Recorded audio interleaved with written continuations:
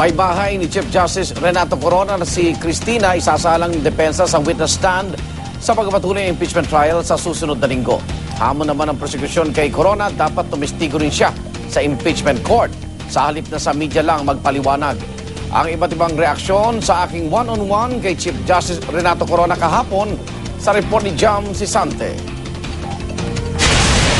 Okay. Sabi namin, bakit yung... Kulang na lang sabihin ng prosekusyon na desperado na si Chief Justice Renato Corona, kaya pumayag sa sunod-sunod na panayam.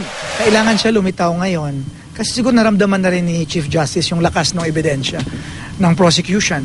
Especially nung nag-rule yung Senado na admissible yung PS Bank account.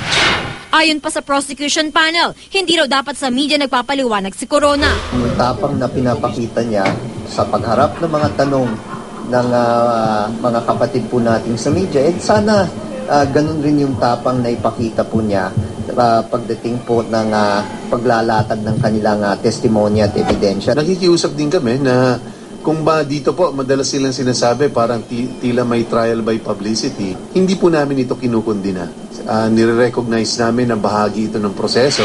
Wala rin daw kinalaman ng issue sa Hacienda Luisita sa pag-impeach ng Kamara kay Corona gaya ng giniit nito, bagay na itinanggi rin ng palasyo.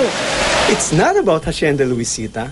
It's about his lapdog loyalty to the former president. He's talking about something that he doesn't know anything about.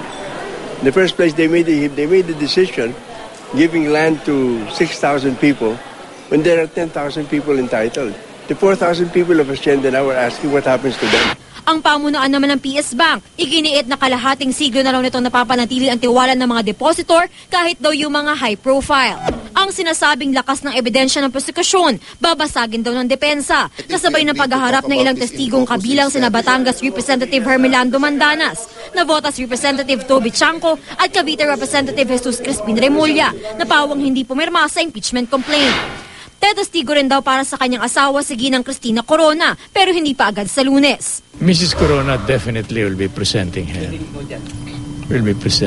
But Chief Justice Corona, that will depend on the necessity. Siguro she will be dealing on the